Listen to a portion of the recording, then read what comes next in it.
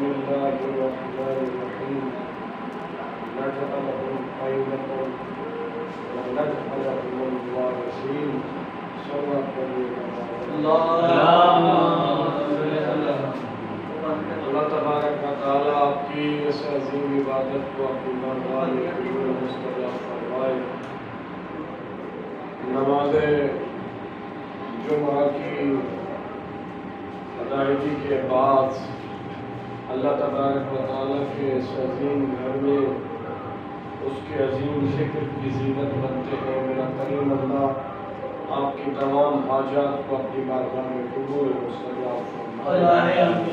میں نے آپ کے سامنے اللہ جل شانہ کی نائب و بیعت کتاب قرآن مجید کی ایک آیہ مجیدہ سے تلاوت کا شرف حاصل کیا، جس میں اللہ رب العزت ارشاد فرما رہے ہیں نجعلہم قائمۃ ونجعلہم الوارثین، کہ امام بنانا ہمارا کام ہے اور اس کائنات کا وارث منتخب کرنا ہمارا کام ہے۔ یعنی ایک ذمہ داری اللہ نے لے لی اور ایک ذمہ داری انسان کے اوپر ہے۔ اسی طریقے جس طرح اللہ ارشاد فرماتا ہے وَمَا خَلَقْتُ الْجِنَّ وَالْإِنسَ إِلَّا لِيَعْبُدُونَ، کہ ہم نے جنوں اور انسانوں کو خلق کیا ہے، پیدا کیا ہے إِلَّا لِيَعْبُدُونَ، ان کی خلقت کا مقصد صرف عبادت ہے۔ اسی طرح ایک ذمہ داری اللہ کی ہے اور ایک ذمہ داری جو ہے مخلوق کی ہے۔ اللہ کی ذمہ داری یہ ہے کہ وہ اپنی مخلوق کو رزق دے، اور مخلوق کی ذمہ داری یہ ہے کہ وہ اپنے رب کی عبادت کرے۔ اسی طرح پھر اللہ تبارک و تعالی نے ارشاد فرمایا نجعلہم قائمۃ ونجعلہم الوارثین، کہ امام بنانا اور تمہارا وارث بنانا میرا کام۔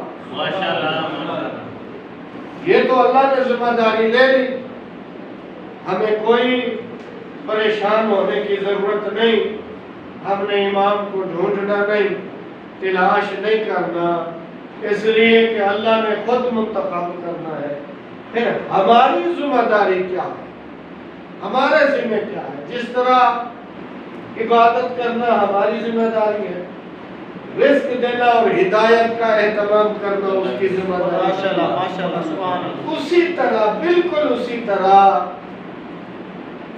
امام بنانا اللہ کا کام ہے، اس زمین کا وارث بنانا بھی اللہ کا کام ہے۔ ہمارا کام کیا ہے؟ ہمارا کام یہ ہے کہ جس کو امام بنائے اس کی اطاعت کرے اور جسے وہ وارث منتخب کرے ہم اسے وارث تسلیم کریں۔ اور یہ امام بنانا کوئی عام کام نہیں ہے۔ حضرت ابراہیم علیہ السلام کا واقعہ موجود ہے کہ حضرت ابراہیم علیہ السلام سے اللہ نے فرمایا کہ اس وقت کو یاد کرو وَإِذِ ابْتَلَىٰ إِبْرَاهِيمَ رَبُّهُ بِكَلِمَاتٍ، کہ اس وقت کو یاد کرو کہ جب ہم نے ابراہیم علیہ السلام کو آزمایا، اس کا امتحان لیا۔ یاد رکھو جب اللہ امتحان لینے پہ آ جائے کسی کی کیا جرأت ہے کہ تفاسیر میں لکھا ہے کہ بلائے حسنہ، تھوڑی سی تکلیف دے کر حضرت ابراہیم علیہ السلام کو آزمایا۔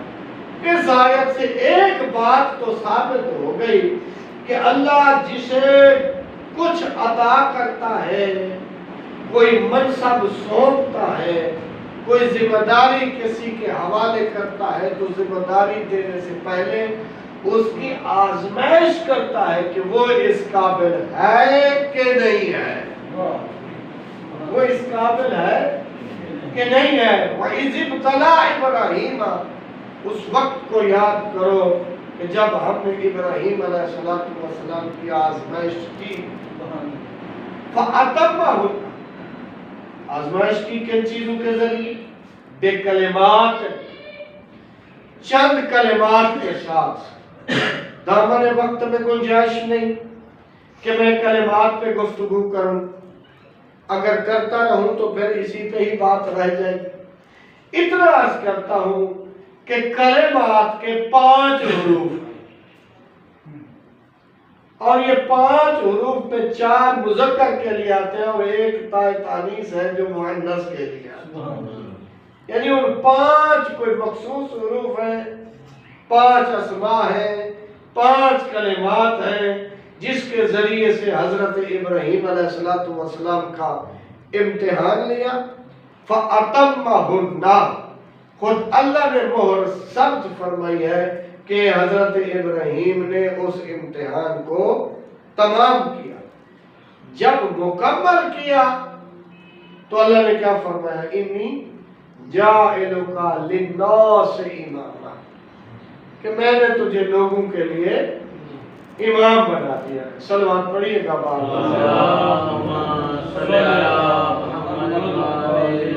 توجہ چاہیے۔ میں تمہیداً عرض کر رہا ہوں کیونکہ میں نے بولا امام جعفر صادق علیہ السلام سیرت طیبہ کے حوالے سے کچھ عرائض پیش کرنے ہیں، میں تمہیداً اس طرف جا رہا ہوں کہ جب امتحان، خود اللہ نے اس بات کی تصدیق فرمائی فَأَتَمَّهُنَّ، کہ جو میں نے آزمائش کرنی تھی وہ اس آزمائش پہ پورے اترے۔ جب کوئی آزمائش پہ پورا اتر جائے اس کا انعام ہوتا ہے۔ اللہ نے اسے انعام میں کیا عطا فرمایا؟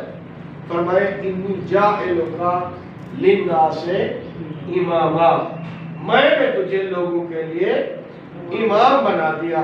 اب حضرت ابراہیم علیہ السلام خاموش نہ رہ سکے، فوراً عرض کی، قال ومن ذریتی، میرے اللہ اس عہدہ امامت کو میری ذریت میں رکھنا۔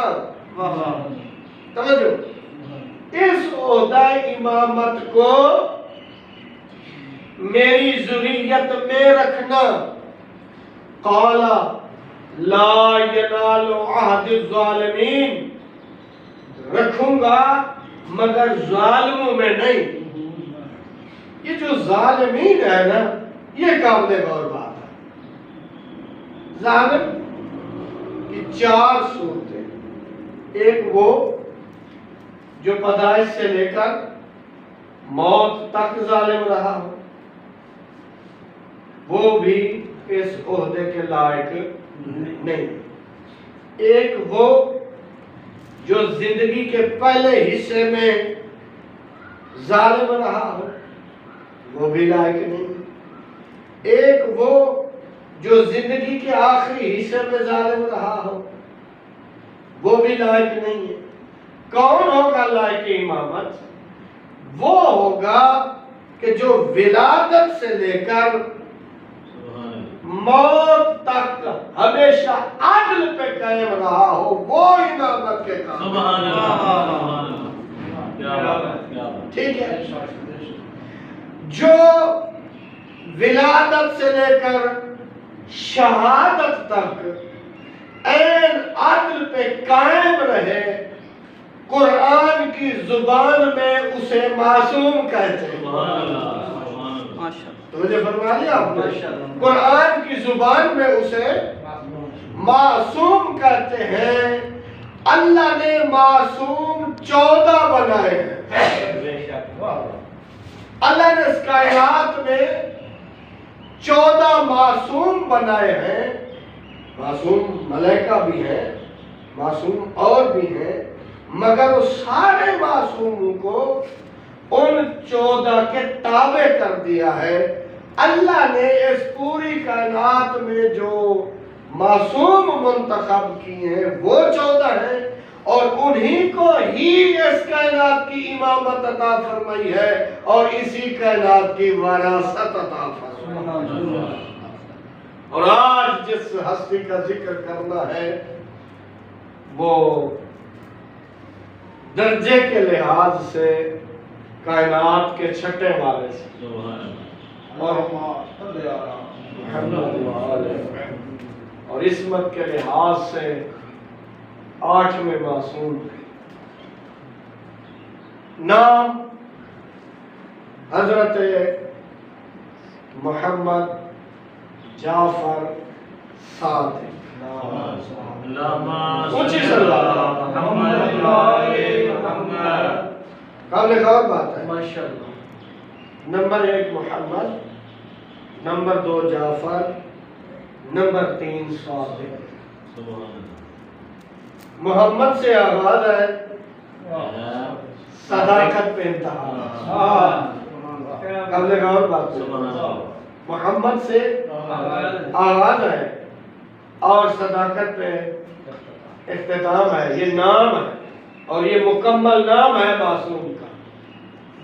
محمد جعفر صادق یہ نام ہے امام کا. محمد سے سمجھ آئے گی اسی طرح محمد ہے جس طرح پہلا محمد ہے.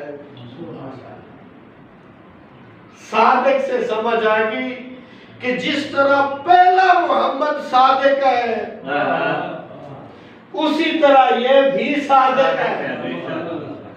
اس لیے علماء نے تحقیق کر کے لکھا کہ جتنے صفات محمد مصطفیٰ کے تھے اتنے اوصاف امام جعفر صادق کے تھے. بے نہیں سیرت امام کی رسول سے ملتی تھی. درمیان میں بھی تعارف کرواتا جاؤں. ضرورت ہے نبی کے بعد امام کو لینے کی، کیونکہ نبوت کے بعد رسالت کے بعد امامت ہے اور امامت کے بغیر ہمارا گزارا نہیں ہے. کیوں؟ اس لیے کہ اگر جنت میں جانا ہے، توجہ میرے دوستو، خالی نبی کی اطاعت پہ تم جنت میں نہیں جا سکو. جنت میں جانا ہے تو اپنے وقت کے امام کی اطاعت بھی ضروری ہے. اس لیے اس امام کا نام جعفر بھی ہے. ٹھیک ہے؟ یہ جعفر جنت کی ایک نہر کا نام ہے. توجہ میرے دوستو، جعفر جنت کی ایک نہر کا نام ہے. 2 نام ہیں نہروں کے آئے. من تحت الانہار کو آپ نے سنا ہے نا. جب اللہ نے جنت کا تعارف کروایا تو یہی فرمایا نا کہ اس کے نیچے نہریں بہ رہی ہوں گی. ان میں ایک جنت کا نام جعفر ہے اور ایک جنت کا نام، ایک نہر کا نام جعفر ہے اور ایک نہر کا نام رجب ہے. توجہ دوستو، ایک نہر کا نام رجب ہے اور ایک نہر کا نام جعفر ہے. یعنی جو محمد جعفر صادق سے محبت کرے گا، اس کی اطاعت کرے گا، جنت اس پر واجب ہو جائے گی. جنت اس پہ واجب ہو جائے گی. کیوں؟ کہ خود نام ہی جعفر ہے. علماء نے بہت ساری باتیں لکھی. علماء نے اس کی بڑی وجہ تسمیہ لکھی اور ایک وجہ تسمیہ یہ بھی ہے جعفر کی کہ جب پیغمبر علیہ السلام اس دنیا میں نہ رہے اور پیغمبر علیہ السلام کے جانے کے بعد، کیونکہ پیغمبر فرما گیا کہ انا مدینۃ العلم وعلی بابها، میں علم کا شہر ہوں اور علی علیہ السلام اس کے باب ہے، اس کا دروازہ ہے. تو جو دشمنان علوم تھے، جو دشمنان علوم تھے، انہوں نے باب علم کے بارے میں اتنی خلاف باتیں کی کہ کوئی بندہ اس علم کے دروازے کے قریب نہ جا سکے. یعنی بڑی دیر کی محنت کر کے جس علوم کے سمندر کے کنارے سے امت کو دور رکھا گیا تھا، اس علم کے سمندر کو ٹھاٹھا مارنے والے سمندر کو جعفر ثانی